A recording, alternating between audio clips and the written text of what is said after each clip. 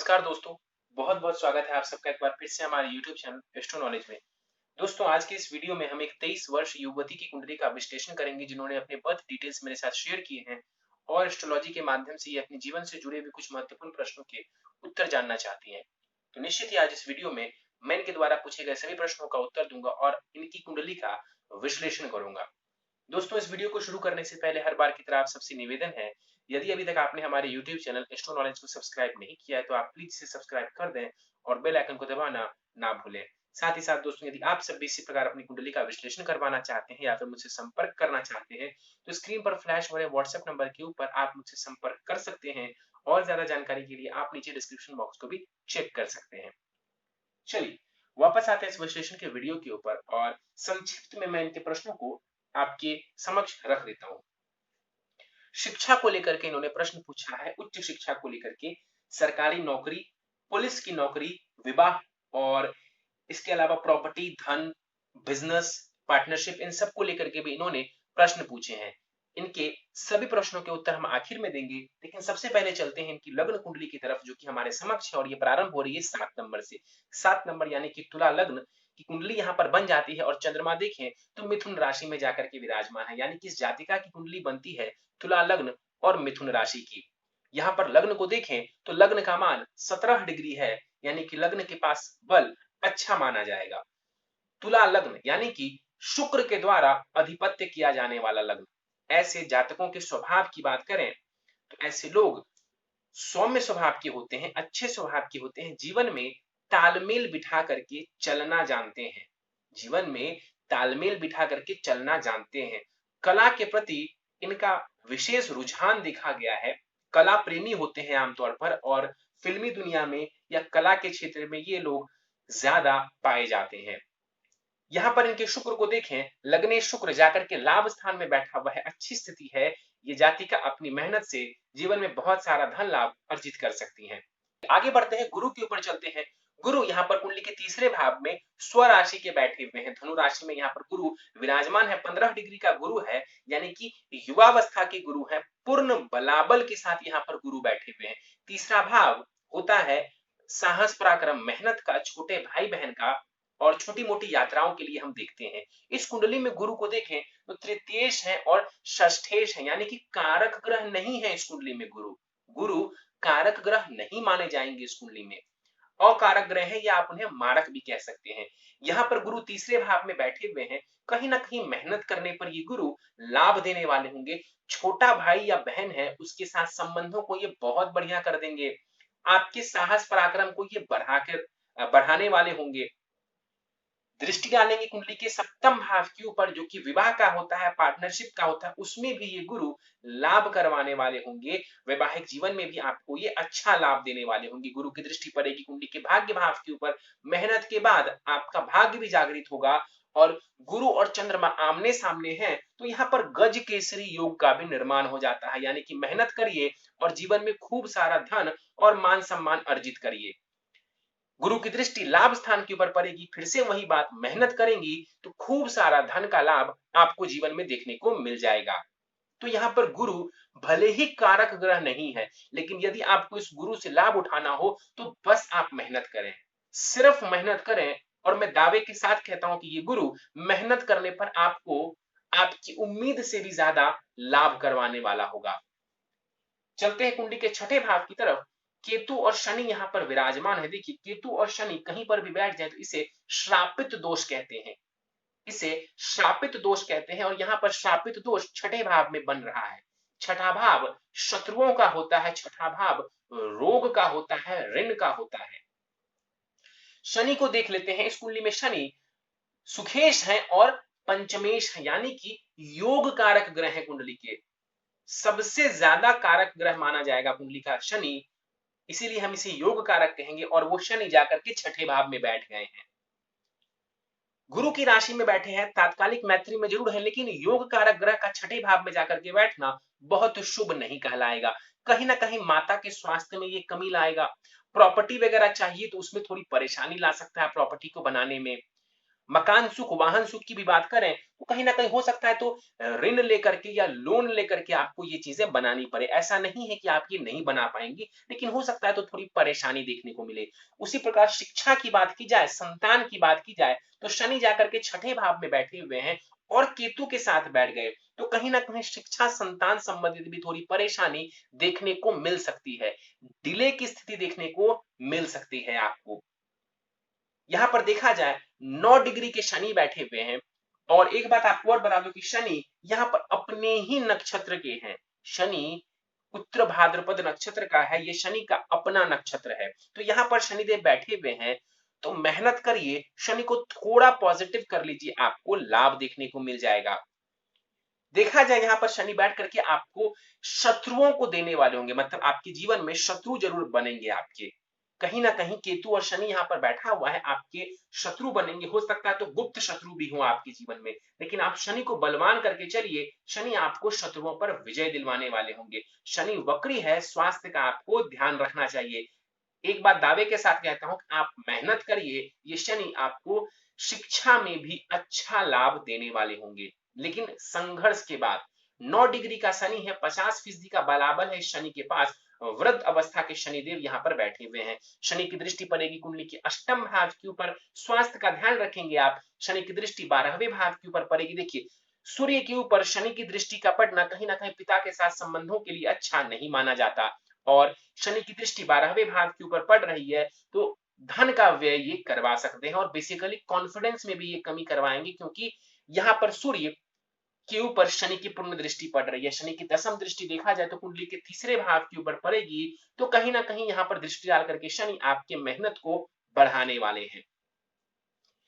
केतु के ऊपर चलते हैं। 13 डिग्री का केतु कुंडली के छठे भाव में बैठा हुआ है। केतु छठे भाव में बैठ करके वैसे तो अच्छा परिणाम देते हैं, लेकिन यहाँ पर चूंकि शनि केतु का शापित दोष बन रहा है, इस वजह से स्वास्थ्य की परेशानी यहाँ पर केतु भी दे सकते हैं, इसका ध्यान रखेंगे। गुप्त शत्रु दे सकते हैं, इसका भी आपको ध्यान रखना। कंपटीशन वगैरह में सफलता मिलने में थोड़ी परेशानी देखने को आपको मिल सकती है। केतु की दृष्टि पड़ेगी कुंडली के दसम भाव के ऊपर, और दसम भाव के ऊपर दृष्टि डाल करके कहीं ना कहीं केतु आपको जॉब में थोड़ी परेशानी दे सकते हैं। अपनी दशांतर दशा में स्वास्थ्य माफ करिए, जॉब में उतार चढ़ाव दे सकते हैं। अपनी दशांतर दशा में जॉब संबंधित उतार चढ़ाव दे सकते हैं। 12वें भाव की दृष्टि धन का व्यय करवाने वाली होगी, और दृष्टि द्वितीय भाव के ऊपर पड़ेगी, तो वाणी का और धन का आपको ध्यान रखना चाहिए, और परिवार वालों के साथ संबंध में जो है तालमेल बिठा करके चलने की कोशिश करनी चाहिए आपको। मेहनत करेंगी, ये केतु की उच्च की दृष्टि है, केतु आपको धन का भी लाभ करवाने वाले होंगे। आगे बढ़ते हैं, चंद्रमा को देख लेते हैं। चंद्रमा 25 डिग्री के साथ भाग्य भाव में विराजमान है। इस कुंडली में चंद्रमा कर्मेश है, यानी कि कर्म भाव, दसम भाव के स्वामी ग्रह बनते हैं, करियर भाव के स्वामी ग्रह बनते हैं चंद्रमा, और जाकर के कुंडली के भाग्य भाव में बैठे हुए हैं। भाग्य भाव में जाकर के चंद्रमा का बैठना केंद्र त्रिकोण राजयोग का निर्माण कर रहा है। कहीं ना कहीं आप मेहनत करेंगी तो चंद्रमा आपको लाभ देने वाले हैं। नवम भाव में चंद्रमा का बैठना आपको ढेर सारी यात्राएं करवाने वाला होगा। लंबी दूरी की यात्राओं पर आप जा सकती हैं, विदेश वगैरह की भी यात्राएं यहाँ पर बैठा हुआ चंद्रमा आपको करवाने वाला होगा। मृत अवस्था का ये चंद्रमा जरूर है, लेकिन तात्कालिक मैत्री में है ये चंद्रमा। गुरु की पूर्ण दृष्टि पड़ रही है इस चंद्रमा के ऊपर, और जहां तक मैं देख पा रहा हूं, किसी भी पापक ग्रह की दृष्टि इस चंद्रमा के ऊपर नहीं है। ये बहुत ही बढ़िया बात है। आप मेहनत करिए, मन को एकाग्रचित करिए, आप बहुत बढ़िया कर सकती हैं करियर में। यहाँ पर बैठा हुआ चंद्रमा आपको भाग्य संबंधित भी लाभ दिलवाने वाला होगा।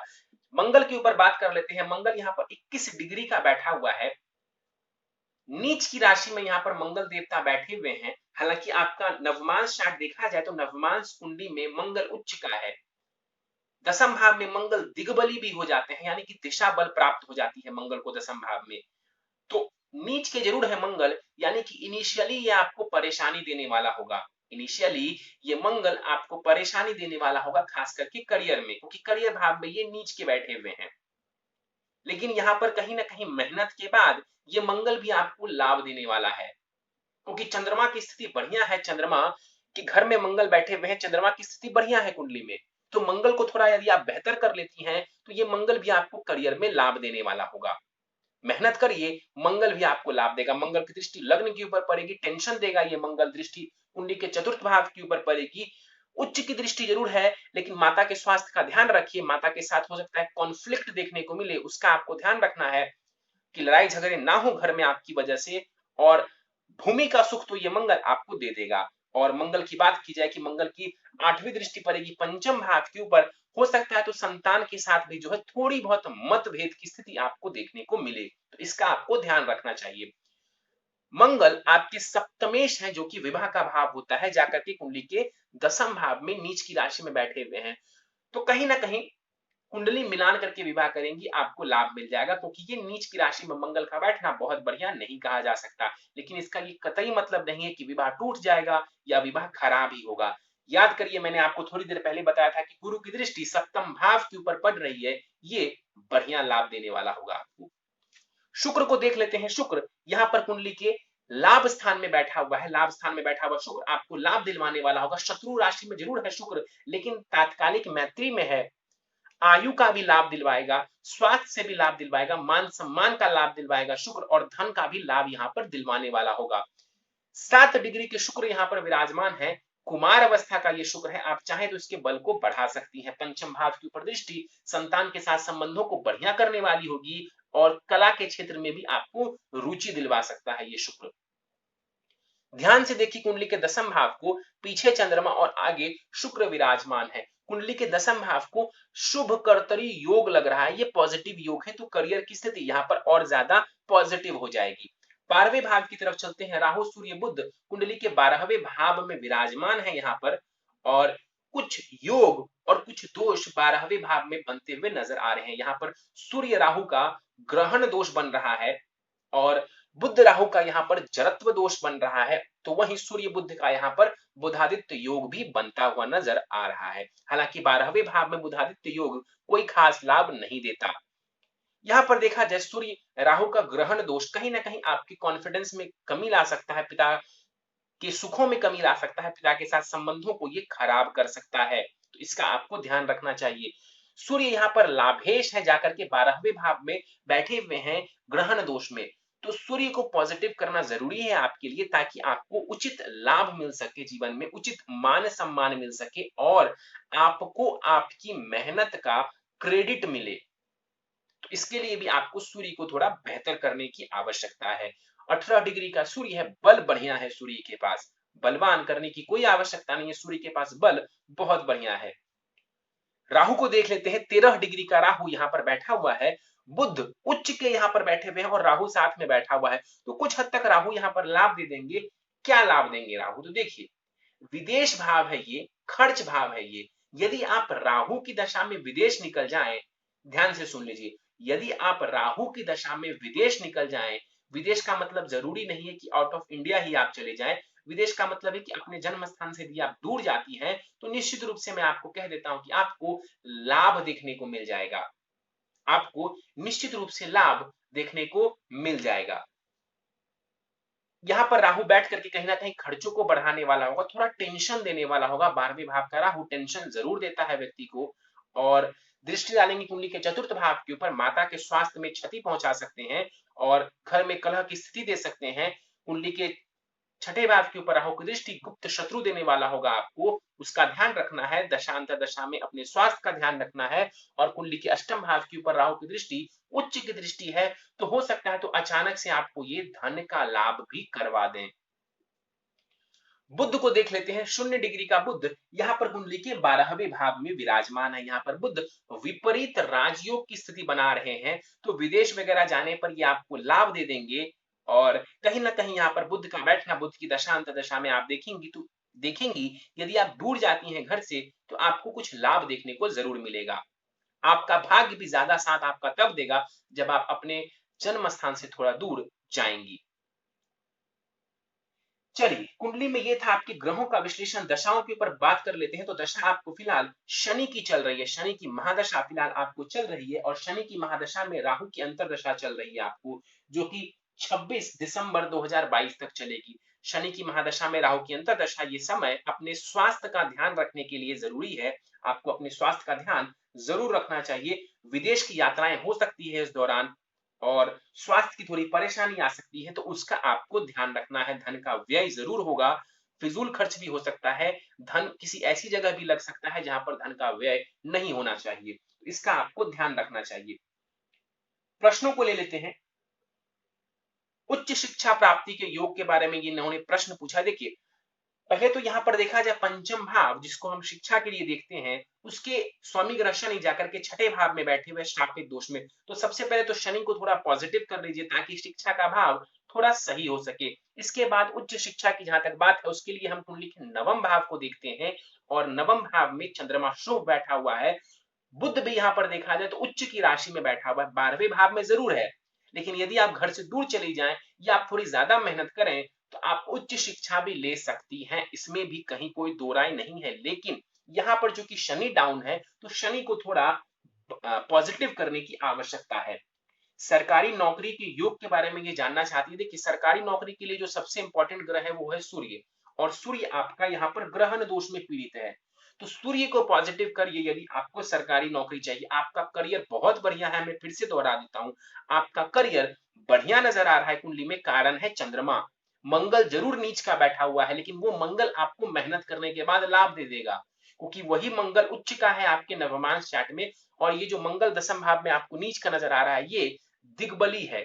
तो मेहनत करेंगी तो आपको लाभ मिलेगा। सरकारी नौकरी ही चाहिए तो इसके लिए आपको कहीं ना कहीं सूर्य की आराधना करनी चाहिए, सूर्य को बलवान बनाना चाहिए, पॉजिटिव करना चाहिए सूर्य को। पुलिस की नौकरी की संभावना के बारे में इन्होंने पूछा है। देखिए, मंगल दशम भाव में बैठ करके निश्चित रूप से पुलिस के क्षेत्र में आपको सफलता दिलवा सकता है, और आप प्रयास करें, उपाय कर लें, मेहनत करते रहें, आपको पुलिस की नौकरी मिल सकती है। इसके बाद इन्होंने पूछा है विवाह कब होने के चांसेस है। देखिए, 26-27 वर्ष की उम्र के आसपास आप चाहें तो विवाह कर सकती हैं और आपको लाभ मिल जाएगा। वैवाहिक जीवन कैसा रहेगा? मेरे हिसाब से आपका वैवाहिक जीवन बढ़िया रहेगा, और कुंडली मिलान कर लेती हैं तो बहुत बढ़िया रहेगा। मंगल जरूर नीच का है, मंगल जरूर नीच का है, इसीलिए थोड़ी बहुत मतभेद की स्थिति हो सकती है। इसी के लिए मैं आपको कह रहा हूं कि कुंडली मिलान कर लीजिए, आपका विवाह बढ़िया रहेगा, बहुत बढ़िया रहेगा आपका विवाह। किस राशि का जातक उचित रहेगा? देखिए, एक मैं आपको बता देता हूं कि कहीं ना कहीं चंद्रमा की राशि का जातक नहीं होना चाहिए और मंगल की राशि का जातक नहीं होना चाहिए। फिर से सुन लीजिए, चंद्रमा की राशि यानी कि कर्क राशि के वो व्यक्ति नहीं होने चाहिए और मेष और वृश्चिक राशि का वो व्यक्ति नहीं होना चाहिए। बाकी सारी राशियां चल जाएंगी। सामाजिक जीवन कैसा रहेगा? बढ़िया रहेगा। पहले आप जो है खुद को कुछ बना लीजिए, फिर सामाजिक जीवन भी आपका बढ़िया रहेगा। जीवन में मान सम्मान पद प्रतिष्ठा आप कमा सकती हैं। सूर्य को बढ़िया करिए। घर वाहन सुख एवं आर्थिक स्थिति कैसी रहेगी? मैंने बताया कि घर और वाहन सुख की जहां तक बात है तो शनि का जाकर के छठे भाव में बैठना ये बहुत अच्छा नहीं कहलाएगा, लेकिन आपका शुक्र बढ़िया है तो वाहन आप खरीद सकती हैं, वाहन ले सकती हैं। मंगल की उच्च की दृष्टि आपको भूमि का भी सुख दिलवाएगी, लेकिन शनि को बढ़िया कर लीजिए। शनि को बढ़िया कर लेने से कहीं ना कहीं इन सुखों में और ज्यादा वृद्धि आपको देखने को मिलेगी। आर्थिक स्थिति की जहां तक बात की जाए तो यहाँ पर आर्थिक स्थिति के लिए कुछ उपाय करने की आवश्यकता है, क्योंकि देखिए धनेश जो है वो नीच के बैठे हुए हैं और लाभेश जो है सूर्य वो जाकर के खर्च भाव में बैठे हुए हैं। तो ये हो सकता है तो धन आए आपके पास लेकिन टिक ना पाए। तो इसके लिए कुछ उपाय कर लेंगी तो आपको लाभ देखने को मिलेगा। कुछ उपाय करती हैं, मैं दावे के साथ कहता हूं कि आपके पास धन टिकना भी शुरू हो जाएगा। माता पिता के साथ संबंधों के बारे में इन्होंने पूछा है। देखिए, सूर्य की स्थिति बढ़िया नजर नहीं आ रही, दशम भाव कमजोर नजर आ रहा है, कहीं ना कहीं पिता के साथ संबंध बहुत बढ़िया नजर नहीं आ रहे हैं। उसी प्रकार यहाँ पर माता के साथ संबंधों में भी उतार चढ़ाव और माता के स्वास्थ्य में भी परेशानी नजर आ रही है, और यहाँ तक कि पिता के भी स्वास्थ्य में परेशानी यहाँ पर नजर आ रही है। बिजनेस कौन सा करें इन्होंने पूछा है। देखिए, शुक्र से जुड़ा हुआ कार्य आप कर सकती हैं, आपको लाभ देखने को मिल जाएगा। पार्टनरशिप करें या फिर नहीं करें, मेरे हिसाब से आपको पार्टनरशिप नहीं करनी चाहिए बिजनेस में। मित्रों के साथ संबंध के बारे में इन्होंने पूछा है। चेतावनी देता हूं कि मित्र खूब बनाइए आप, लेकिन आंख बंद करके किसी के ऊपर भरोसा मत करिए, धोखा हो सकता है आपके साथ। दोहरा देता हूं, मित्र बहुत बनाइए, कोई दिक्कत नहीं है, लेकिन किसी के ऊपर बहुत ज्यादा भरोसा करने की आवश्यकता नहीं है, अन्यथा धोखा हो सकता है। इसके अलावा एक और चेतावनी मैं आपको दे देता हूं कि प्रेम संबंध की जहां तक बात है, वो भी यदि होता है तो आंख बंद करके किसी के ऊपर विश्वास ना करें, क्योंकि आप देखिए पंचमेश जो कि प्रेम भाव के स्वामी ग्रह है शनि, वो छठे भाव में जाकर के केतु के साथ श्रापित दोष बना रहे हैं। तो यहाँ पर धोखा हो सकता है या हो सकता है तो कोई परेशानी आने वाले समय में देखने को मिल जाए। उपाय पर जाने से पहले इनकी नवमांश कुंडली मेरे समक्ष है। इनकी नवमांश कुंडली के कुछ पॉइंट्स मैंने समझा देता हूं। देखिए, नवमांश कुंडली आपकी मीन लग्न से शुरू होती है, यानी कि 12 नंबर लिखा हुआ है आपके लग्न में। वहां वहां पर देखा जाए तो चंद्रमा और राहु उच्च के हैं आपके D9 चार्ट में। सूर्य और शुक्र की स्थिति भी बढ़िया है। ज्यादातर ग्रहों की स्थिति मुझे बढ़िया नजर आ रही है। आपका जो D9 चार्ट है वो बढ़िया नजर आ रहा है। शनि वहां पर सप्तम भाव में जाकर के बैठा हुआ है। इसका मतलब है कि आपका विवाह विलंब से ही होगा, और विलंब से ही विवाह हो तो ये उचित है। तो 27 के आसपास जाकर के आप विवाह कर सकती हैं, आपके लिए बढ़िया रहने वाला है। 27-28 के आसपास विवाह करिए, हड़बड़ी में आकर के विवाह करने की आवश्यकता नहीं है। उपाय के ऊपर चलते हैं। प्रथम उपाय है आपके लिए, नित्य भगवान सूर्य को अर्घ दें। आदित्य हृदय स्तोत्र का पाठ करें। गले में 4 मुखी और 7 मुखी रुद्राक्ष के दाने आपको धारण करने चाहिए। शुक्ल पक्ष के सोमवार की प्रातः काल को लाल धागे में। नित्य हनुमान चालीसा का 3 बार पाठ करें। हर मंगलवार एवं शनिवार को मंदिर जाकर के हनुमान जी के दर्शन करें। शनि के मंत्र ओम शन शनिश्चराय नमः का कम से कम 1 माला आपको नित्य जाप करना चाहिए। और आखिरी उपाय है आपके लिए, यदि संभव हो तो शनि केतु श्रापित दोष और सूर्य राहु ग्रहण दोष निवारण पूजा किसी ब्राह्मण के द्वारा आपको करा लेनी चाहिए। इससे काफी हद तक चीजें आपके लिए पॉजिटिव हो जाएंगी। चलिए, तो दोस्तों ये था इस 23 वर्ष युवती की कुंडली का विश्लेषण। मुझे उम्मीद है कि आपको हमारा यह कुंडली विश्लेषण का वीडियो पसंद आया होगा। यदि वीडियो पसंद आया तो आप इसे लाइक करें, शेयर करें। अभी तक आपने हमारा YouTube channel astro knowledge subscribe नहीं किया है तो आप प्लीज इसे सब्सक्राइब कर लें और बेल आइकन को दबाना ना भूलें। साथ ही साथ दोस्तों, यदि आप सब भी इसी प्रकार अपनी कुंडली का विश्लेषण करवाना चाहते हैं या फिर मुझसे संपर्क करना चाहते हैं तो स्क्रीन पर फ्लैश हो रहे व्हाट्सएप नंबर के ऊपर आप मुझसे संपर्क कर सकते हैं। और ज्यादा जानकारी के लिए आप नीचे डिस्क्रिप्शन बॉक्स को भी चेक कर सकते हैं। इस वीडियो में फिलहाल इतना ही दोस्तों। आप सभी का बहुत बहुत धन्यवाद।